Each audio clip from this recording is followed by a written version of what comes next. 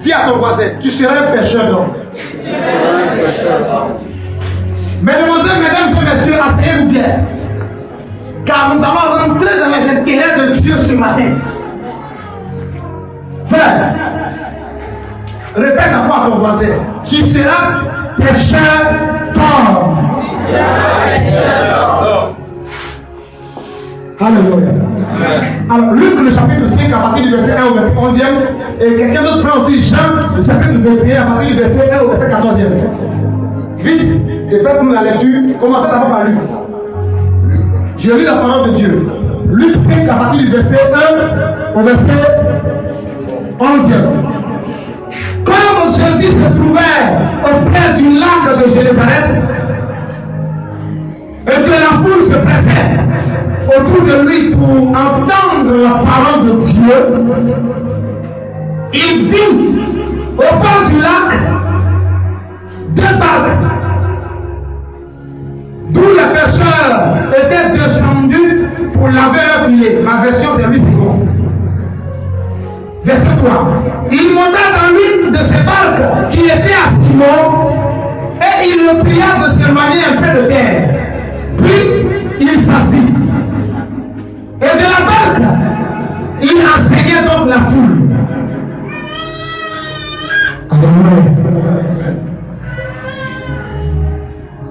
Lorsqu'il eut cessé de parler, il dit à Simon, avance en pleine eau et jetez vos filets pour pêcher.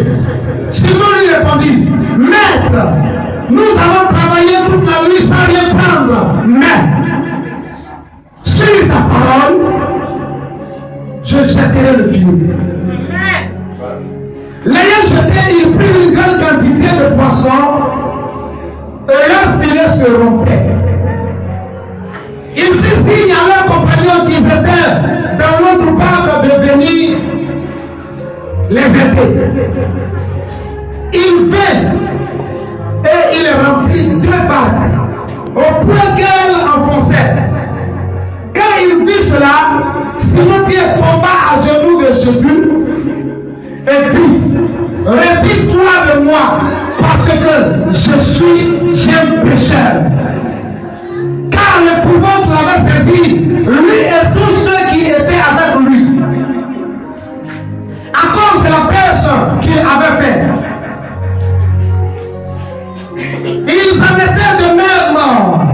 Il en était de même, de Jacques, de Jean, fils de Zébédée, les associés de Simon. Alors, Jésus dit à Simon, ne crains point, désormais tu seras pécheur d'homme. Parole de l'Éternel. On acclame le Seigneur pour sa parole. Alléluia. Si l'évangile te fait du bien, tu te lèves rien qu'à lui le voir.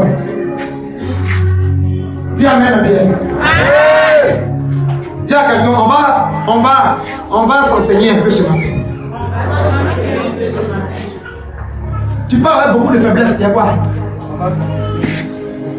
Dis à quelqu'un, on va s'enseigner un peu ce matin. Alléluia. Introduction.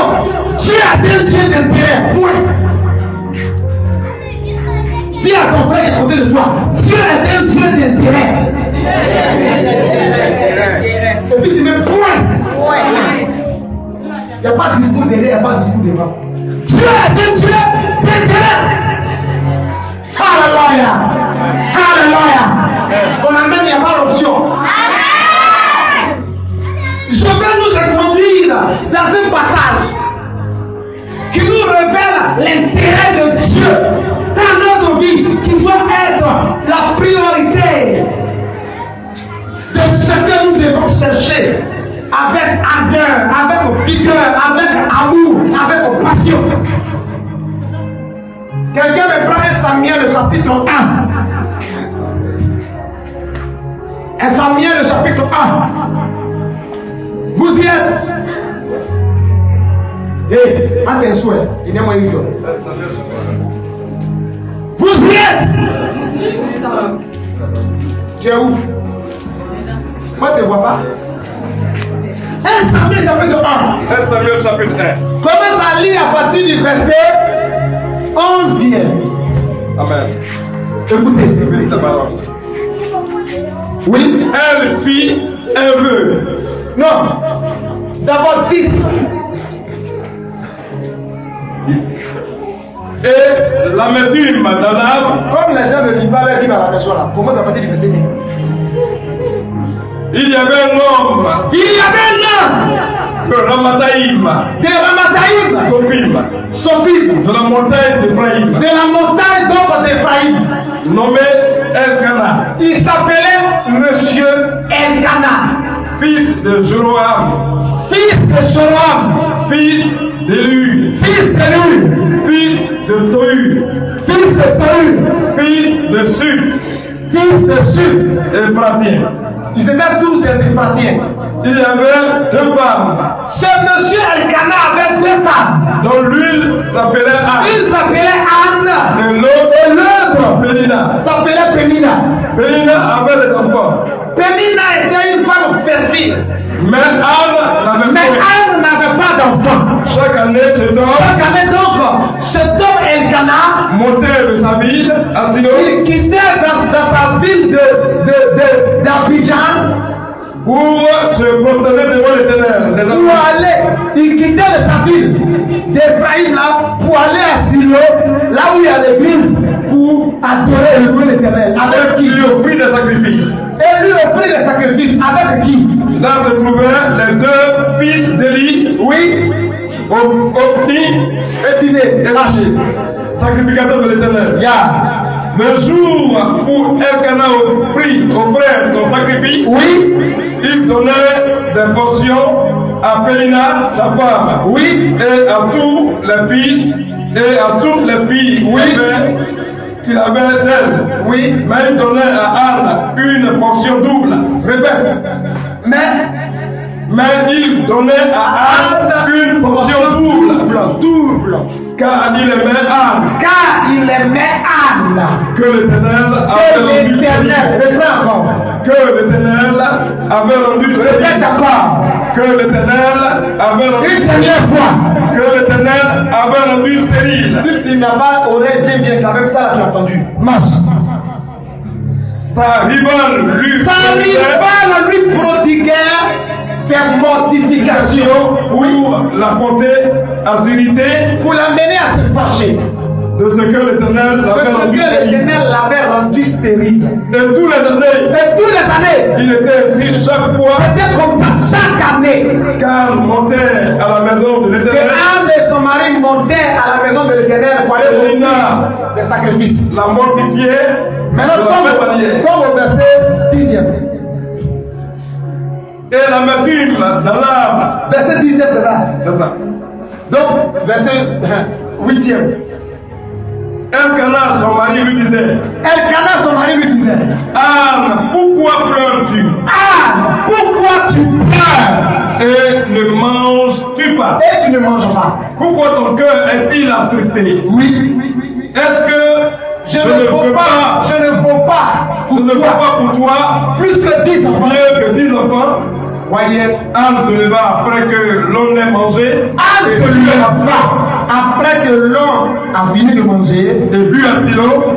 et bu à Silo. Le sacrificateur Élie était assis Oui, sur un siège près de l'une des poteaux du temple de l'Éternel. oui. Et l'amertume dans l'âme, elle pria l'Éternel. L'amertume de l'âme de Anne, elle pria l'Éternel, elle versait des larmes de pleurs.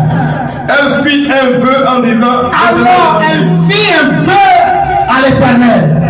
Et tu daignes regarder l'affliction. Éternel, si tu daignes regarder l'affliction de ta servante que je suis, Si tu te souviens de moi et si tu te souviens de moi, et n'oublie point ta servante, et tu ne m'oublies pas, et si tu donnes à ta servante et si tu me donnes, oui, un enfant, garçon, précision, consacré à l'Éternel je te le consacrerai pour tous les jours de sa vie. pour tous les jours de sa vie. Et le rasoir ne Et passera le point rasoir ne passera jamais sur sa tête. sur sa tête. Ya. Comme elle restait longtemps Comme elle restait longtemps à prier devant l'Éternel et observa sa bouche. C'est pas Élie. Élie observa sa bouche. Anne parlait dans son cœur. Et ne faisait que remuer ses lèvres. Mais on n'entendait point la voix de Anne. Élie pensa qu'elle était saoulée. Et il lui dit, jusqu'à quand seras-tu dans l'ivresse? Fais passer ton vin. Anne répondit, non, mon Seigneur, je suis une femme qui souffre de son cœur. Et je n'ai bu ni vin, ni boisson, et ni blanc. Mais je répandais mon âme devant l'Éternel. Ne prends pas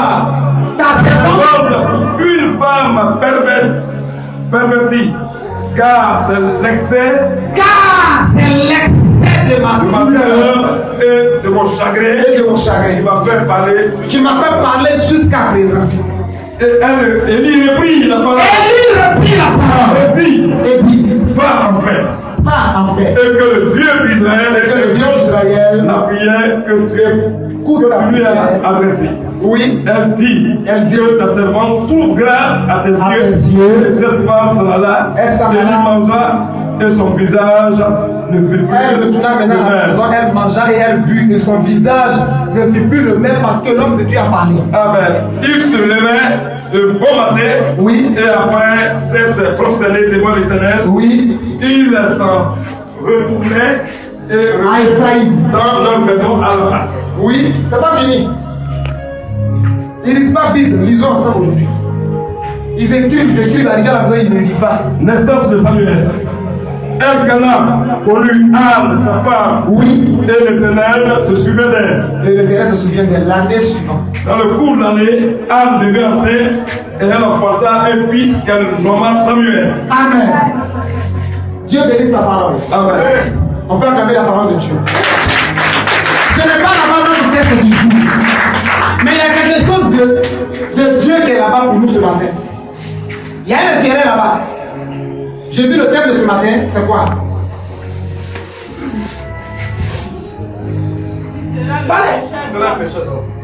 Tu seras notre pécheur d'homme.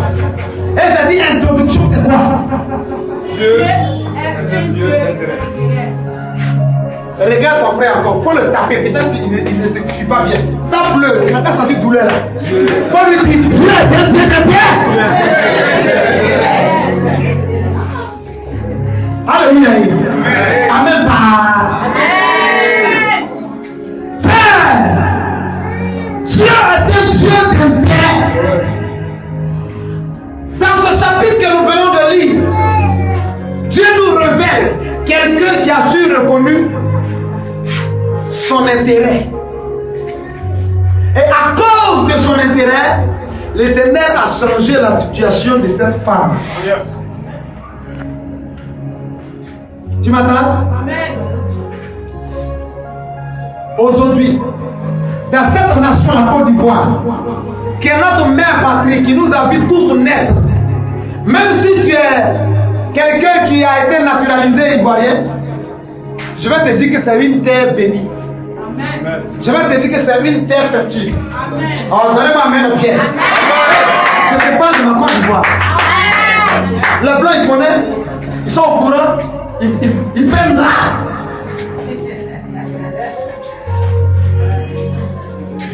C'est pour ça d'ailleurs qu'ils font ce que tu le sais là. Amen. Qui a dit amen pas? Amen. Il y a l'intérêt des nations dans cette nation, la Côte d'Ivoire. Il y a l'intérêt de Dieu dans cette nation, la Côte d'Ivoire. Mais combien d'Ivoiriens qui prétendent avoir reçu Jésus donne à Dieu son intérêt afin de recevoir en retour, après avoir donné à Dieu son intérêt, les récompenses et les répercussions qui doivent leur donner l'épanouissement, la santé, le succès, l'avancement, la prospérité, la paix, l'enfantement, tout ça. Nous mettons l'intérêt de Dieu derrière nous. Et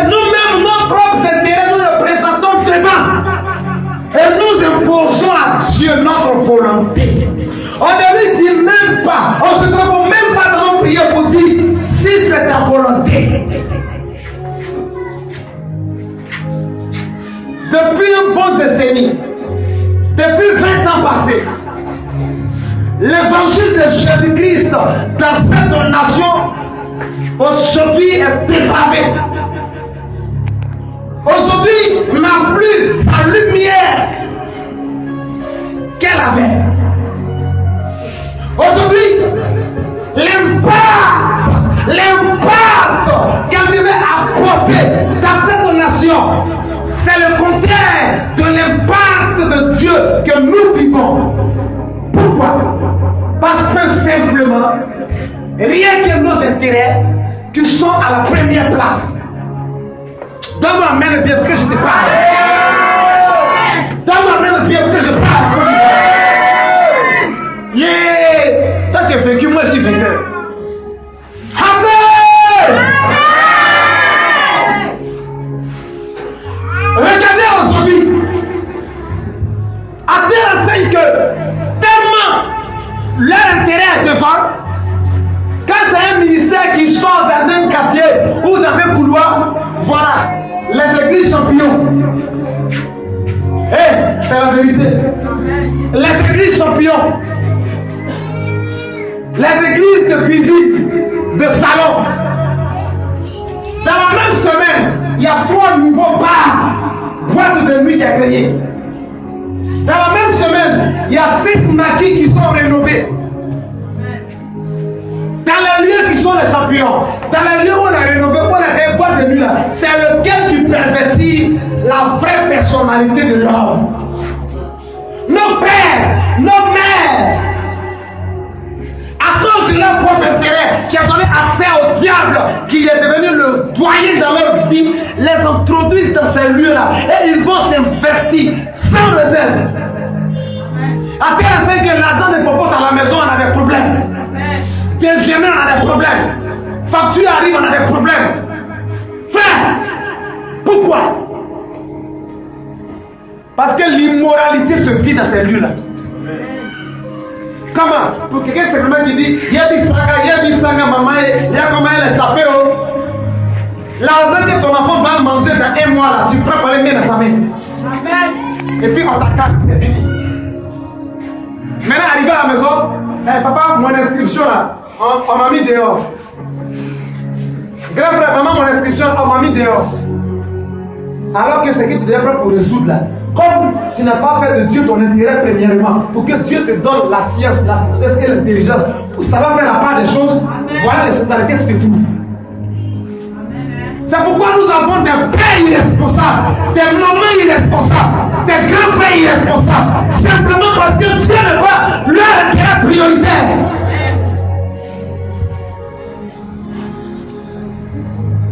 Je suis responsable de mes paroles. Si elles sont pas ce que tu veux, c'est dire à moi avant. Frère, Anne aimait Dieu. Mais cependant, son mari aussi aimait Anne plus que l'autre femme. Son mari donnait à Anne l'amour, le bien matériel. Mais le vrai problème, le problème fondamental de Anne n'était pas l'argent ou le matériel. C'était un problème spirituel. Pourquoi? Le verset nous a dit car Dieu avait rendu Anne.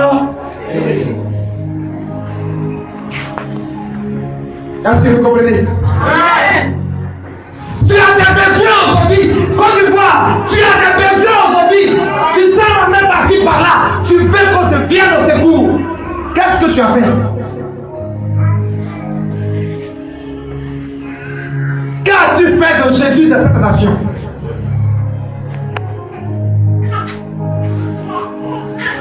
Des États te donnent 21 milliards de dollars, te donnent 250 millions de dollars, mais ton problème est spirituel et non pas matériel.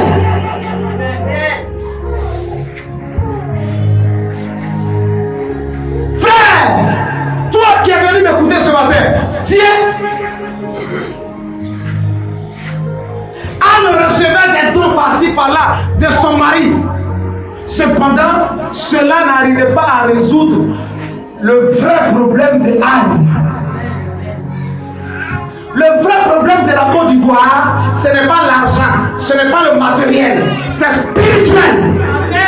Toi, chrétien, ton vrai problème là, c'est pas l'argent, c'est pas matériel, c'est spirituel. Et comme elle est spirituelle, il n'y a que Dieu pour la trancher. Quelqu'un t'aime, quelqu'un te donne tout ce que tu veux. Mais est-ce que cela réellement résout le vrai problème que tu cherches à résoudre? Hein? Dis-moi. Tu loues encore maison à Abidjan, ça ne te fait pas réfléchir. Hein?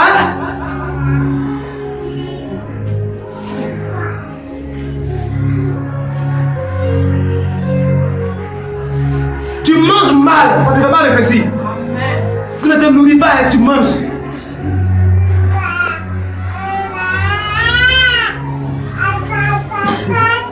Le cycle du mois n'arrive pas, tu redeviens pauvre. Pour toi qui prétends être fonctionnaire, ça ne te fait pas réfléchir. Le prix des aliments sur le marché, des articles, des marchandises augmente de nuit et jour. Tu n'arrives même pas à faire les deux bouts. Si quelqu'un a ta paix, ça guérit, ça peut te garantir 5 ans. Ça peut te garantir 6 mois, ça guérit. Tu as un problème. Ton problème est spirituel.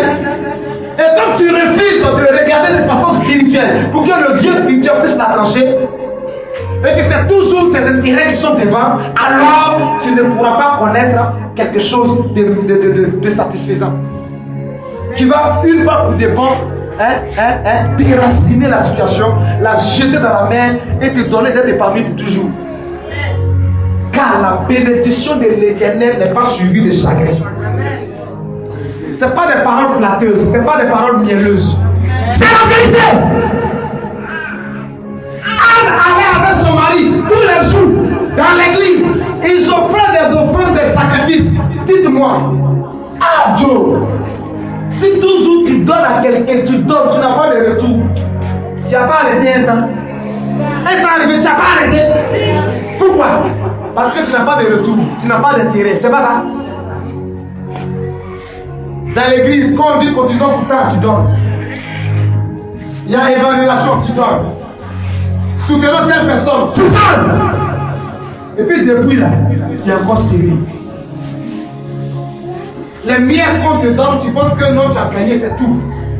Parce que certainement, tu as un BMW 310. Il y a Amé aussi qui existe. Il y a Limousine qui existe. Et ceux qui sont montés dedans là, ils ne sont pas inférieurs à toi. Vous êtes la même chose. 2 oreilles, 2 mains, 2 pieds, même bouche. Peut-être que ta bouche me semble mieux que eux. Amen. Et tu te protèges de ces médiocrités et tu es là, tu es épanoui. Il y a Coco d'Ivoire. Dieu interpelle. Toutes les entités qui sont dans ton sein, qui te caractérisent. Dieu interpelle tes fils et tes filles. Pour leur faire comprendre que le problème est spirituel. Et qu'il vient de le spirituel pour la résoudre. À un moment donné, Anne, elle est partie comme d'habitude. Comme toujours. Au prix des sacrifices. Cette fois-ci, le monsieur dit qu'on a fini, on va le trouver à la maison. Elle dit, moi je ne bouge pas. J'ai resté ici. Dieu là, moi il est là au bout de l'eau. Jamais assez. Cependant, j'ai compris le mystère qu'il me fallait. Je cherchais mes intérêts parce que ma libère se moquait, me mortifiait. Ça me faisait mal. Mais maintenant, toutes les mortifications, toutes les humiliations, toutes les injures de ma rivale là, je mets ça derrière moi. Je ne peux plus rien ça. Dieu, je cherche maintenant ton intérêt. Tu sais, voici le business que je fais avec toi. Hein? Tu comprends? Si tu me donnes un enfant, c'est ce qui va se passer. L'enfant là, simplement, hein, dès que je le mets au monde net, je l'envoie chez toi. Et puis il a qu'à rester tous les jours avec toi. Même tu sais ce qu'il meurt là, c'est pour toi. J'ai dit, cette fois-ci là, le combo m'intéresse. Ça c'est un bon loup bien fait. Tu m'entends? Si elle priait comme ça d'habitude, elle ne serait pas depuis des années restée telle qu'elle est. Dans l'humiliation, dans la mortification, dans les injures. dans les opprobles, tout ça. Mais pour une fois, elle a cherché l'intérêt de Dieu. Dieu n'a même pas hésité un instant pour demander à Dieu qu'elle était déterminée.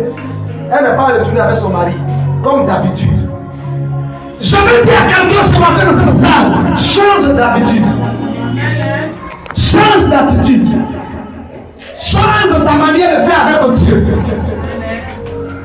Cherche l'intérêt de Dieu dans ton sujet, dans ton projet, dans ton business, dans ta situation. Et alors tu le verras agir dans ta vie. Il n'agira pas s'il n'a pas d'intérêt dans ta vie. Je suis désolé. Tu perds ton pauvre aujourd'hui. Nuisible même, tu dois même dans au sol. Mais si tu formules une prière, tu m'entends? Quand Dieu retrouve son intérêt dans ta prière, Dieu change ton statut. Ça sera la Bible dit, il te retire de la poussière, il te lave et il te fait asseoir à la table des grands. Amen. Jamais ça dit. Ma mère m'a donné un nom maudit. Tout le monde joue dans la famille, mais l'Éternel, si tu me rends riche, si tu me donnes la santé, la paix, si tu permets que je gagne la victoire sur les ennemis qui me combattent dans la pauvreté, dans les cercles, les nuits, les jours, si tu me donnes de triompher sur tout cela, mon cœur et mon âme sera à ton service. J'irai partout dire aux gens que tu es le puissant. Dieu a retrouvé son intérêt dans la prière de Jabès. Dieu a changé le statut qui était le nom maléfique, qui était comme un vêtement que sa mère lui avait fait porter depuis son enfance. Dieu a enlevé ça et Dieu a restauré la vie de Jabès. Et il est devenu un juge, un homme puissant. Avec toi, il n'est pas comme président. Juge, il n'est pas considéré comme un président. Quelqu'un qui était nuisible, qui n'est pas fait CP1. Sa famille a changé. Qui a fait ça? Le Dieu d'Israël, l'Éternel. Pourquoi? Il y avait quoi dedans? L'intérêt de Dieu. Maintenant, mesdames et messieurs, j'ai la joie. Et je suis dans l'émotion ce matin de vous apprendre que si seulement si vous pouvez un peu revenir à l'Éternel et donner son intérêt dans quelque chose que ce soit que vous voudriez entreprendre dans cette semaine-là, l'Éternel va vous exaucer. Vous m'entendez? Amen. Vous m'entendez? Amen. Dieu est un Dieu. Répète. D'intérêt. Qu'est-ce qui n'est pas quelque chose d'intérêt sur la terre? Si j'acceptais d'être ton ami, pas pour le vide, pas pour Floco, quand je fais analyse de ta vie, là, je retrouve mon intérêt en toi. Donc si je marche avec toi, je ne suis pas réduit, mais il y a quelque chose que je gagne en toi. Si je ne dois rien gagner en toi, je ne marche pas avec toi. Quand tu vas t'arrêter devant une parcelle de forêt, tu retrouves ton intérêt dans la terre. C'est pourquoi tu n'es pas fatigué, tu n'es pas épuisé. Lorsque tu es en train de balayer la forêt, il y a tous ces animaux féroces là dans la forêt. Il y a de ces insectes là très venimeux. Araignée sauvage qui t'a piqué, ça fait 24 heures d'abord. Son venin avant que ça puisse passer. Mais tu t'armes de courage. Il y a des serpents, il y a des vipères. Leur venin est très puissant. Eux, ils sont cachés en dessous de la terre, sous les feuilles. Tu peux même marcher là-dessus, puis il va te faire mal. Mais tu t'armes de courage. Parce que tu sais que dans cette terre-là, il y a ton intérêt. Et tu la cultives. Donc si ce n'est pas toi-même tu le fais, tu vas chercher des manœuvres. Tu payes libre. Cuillère, fourchette, marmite. Tu les équipes. Et à la suite, 1 an, 2 ans, 3 ans, ton intérêt commence à sortir. Il y a des cacao aujourd'hui qui produisent à 4 ans, à 5 ans. Mais quand tu regardes la terre et que tu vois que cette terre-là, si on sème, ça va pousser, tu vas t'investir là. Tu as investi ton temps, ton énergie, ton argent, ta force. Tu vas faire tout ce que nous faisons sur la terre, il y a intérêt. Dieu n'est pas le seul qui est un Dieu d'intérêt. J'ai mon intérêt en toi, je ne sais pas jouer. Toi qui sais jouer, donc quand tu viens jouer, mon intérêt, c'est qu'à partir de jouer, les gens ils sont contents, Dieu a vérifié, et toi aussi tu as ton intérêt à moi, tu donnes tes 5 000. intérêt. Si je le disais, viens jouer vite, sans rien te donner, il est là de nous. Amen. Tu as ton intérêt à moi. On t'a parlé de lui, Moïse, tu m'as écouté prêcher un jour le Seigneur. Et tu as compris qu'il y a quelque chose de Dieu que tu peux avoir dans ma vie. Au travers de ma prière, c'est pourquoi tu es calé, tu es assis là depuis des années, tu es assis là. La chose se voit, toi tu es là. Quand je te regarde, c'est mon intérêt aussi en toi.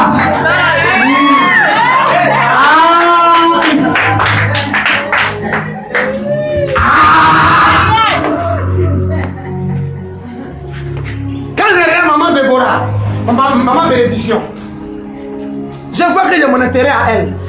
Regardez, joli habit qu'elle portait là, c'est elle qui m'a fait offrande. Tiens, viens faire ça là-bas. C'est elle qui m'a fait offrande. Dis-moi, c'est pas intérêt ça, c'est pas intérêt. Je suis pas pata lélé.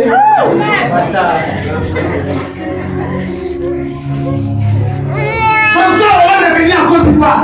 Il y a son intérêt dans la terre ivoirienne. C'est pourquoi il s'est déplacé puis il est venu. Passer des jours. Vous pensez que quoi, c'est la réconciliation, il est venu faire. Et son gamin, il veut mettre guerre là dans sa persécution. Parce que pendant que ils sont en train de piller les biens de cette nation. Dieu est un Dieu d'intérêt. Que tu le veuilles ou pas, prends-moi de pasteur d'escroc. Ce n'est pas la première fois ni la dernière fois. Je suis désolé. Ça a toujours existé avant que mon père, ma mère ne se voient et qu'ils soient engoyés. Comme on dit, engoyés l'un et l'autre pour m'envoyer sur la terre. Ça c'est vrai. Ça a toujours existé et ça existera toujours. Dieu a retrouvé son intérêt. Pas dans les offrandes et les sacrifices qu'Anne faisait. Mais dans la prière qu'Anne vient formuler, dit prophète, donne-moi le réma. Ce n'est pas notre test du jour. Ce n'est pas notre test du jour. Mais si tu as compris ça, de l'autre côté, je ne vais pas durer. Le réma, c'est quoi? Dieu établit le sacrificateur Élie. Élie sans sacrificateur Élie. Il y a été Élie dans la Bible. Élie était avancé en âge. Il était devenu vieux. Ses yeux même s'apaisantissaient maintenant. Tous les yeux étaient affaiblis. Réveille les yeux encore pas. C'est qu'il n'est pas là, ça va dormir. Donc ouvre les yeux sur moi. Dieu voit que Élie a vieilli. Dieu voit que les deux enfants de Élie, qui sont quoi, rafés et puis finis, quelque chose comme ça là. Quand Dieu regarde leur comportement dans l'église, Dieu est découragé. Dis pourquoi? Ils font un travail de prêtre mal. Ils cherchent toutes les femmes qui viennent prier dans l'église. Tu m'entends? Ils escroquent et puis ils boivent les gens. Et tout le peuple est témoin. Or, c'est eux qui reçoivent les sacrifices que les gens font là. C'est eux qui font sacrifice à Dieu. Si Dieu a dit ce mouton-là, brûlez-la en holocauste. Holocauste veut dire on brûle tout. C'est la fumée seulement qui monte à Dieu. Même le père ne doit pas avoir un morceau pour préparer pour manger. Tu m'entends? Eux, ils enlèvent les parties rognons là. Ils mettent ça de côté. Les autres les interpellent. C'est pas bon. La loi de Dieu dit ça c'est holocauste. On brûle tout. Il dit hé, tais-toi. Quand Dieu regardait les deux fils d'Élie qui doivent le succéder, qui doivent devenir quoi la même là, ses héritiers dans le service de Dieu, pour être la lumière d'Israël, Dieu ne trouvait pas son intérêt dans eux. Eux, ils ne faisaient pas l'intérêt de Dieu. Donc, en quelque sorte, Dieu était à la recherche d'un intérêt. Et puis, une femme vient formuler une prière qui répond à l'intérêt que Dieu cherche. Là, Dieu va t'aider là. Dieu va t'aider là. Oh, Jesus Christ. Avant moi, certainement, peut-être que c'est une révélation. Soit il y a 3 familles à Bavois qui cherchent, qui sont en train de jeûner, prier pour que Dieu se révèle à eux. Ils veulent donner leur vie à Dieu, abandonner leur petit pour qu'on brûle tout ça là. Tu m'entends?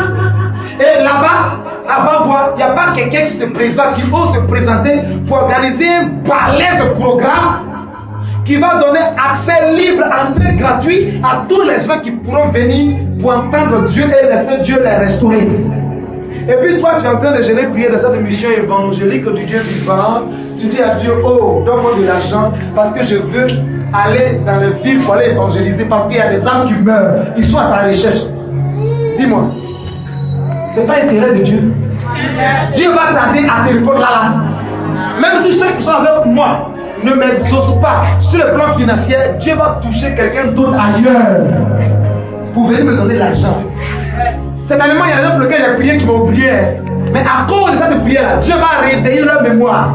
Va bénir mon serviteur, va le bénir, va le bénir. Parce que Dieu sait que j'ai fait une prière qui est dans son intérêt. Les Ivoiriens chrétiens, non, crétins, je pèse mes mots. Parce que vous ne cherchez pas l'intérêt de Dieu dans cette nation, on dit non, Dieu va restaurer la nation, Dieu va restaurer. Comment il va restaurer? S'il restaure dans cet état-là, on va tous mourir. Mais il faut qu'il y ait des hommes et des femmes de distinction qui vont accepter de mettre un temps de leur temps à part pour se consacrer à plaider la cause de Dieu, pour que quand Dieu va frapper là, qu'il y ait quand même des survivants. Parce que cette nation est son intérêt. S'il détruit tout là, lui-même là, il s'est compromis. Moïse a dit à Dieu, arrête ça, arrête ça, arrête ça, répands-toi. Tu décides de nous tuer, nous tous. Si on meurt là, qu'est-ce que les autres nations diront? Voilà, leur Dieu les a délivrés, il n'a même pas été capable de les protéger dans le désert, puis il les a tués. Un Dieu incapable, un Dieu impuissant, un Dieu menteur. À ce que je sache, mon Jésus n'est pas de la sorte. Ah, bien, amen, bien. Amen, pas. Jesus. Vous